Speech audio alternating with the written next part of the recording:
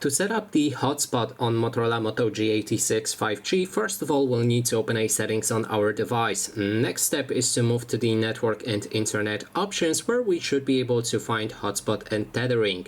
Now, if you enter that, you'll be able to customize your hotspot by clicking on the button like this. You can also enable or disable it. So first, now let's customize it. We can change our hotspot name, how it will appear for the others if they try to search for it. We can change the security protocol. That is basically a password for your network. You can go for WPA3, WPA2/WPA3, and WPA2 personal and none. So choose whichever option you like. If you select none, then you won't be able to set up any password.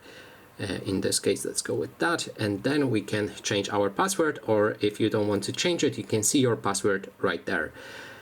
Then we have speed and compatibility, and if you decide to use 2.4G, it will actually help you and help other devices connect with that hotspot if they do not support 5G networks. If you're sure that other device that wants to connect with your network does support 5G, then you can activate 5G right here. You can also go for the compatibility with Wi-Fi 6 hotspot as well. Then there's hide my device. If you decide to hide it, then your hotspot won't be visible for other devices. You can also adjust timeout settings, so if your hotspot is not connected for a specific time, then you can turn it off after 10 minutes or any other option right here, or turn off this option entirely.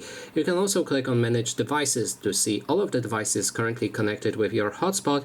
You can put device limit, how many of them will be able to connect to your hotspot, and also you'll be able to blacklist all of the devices that are connected.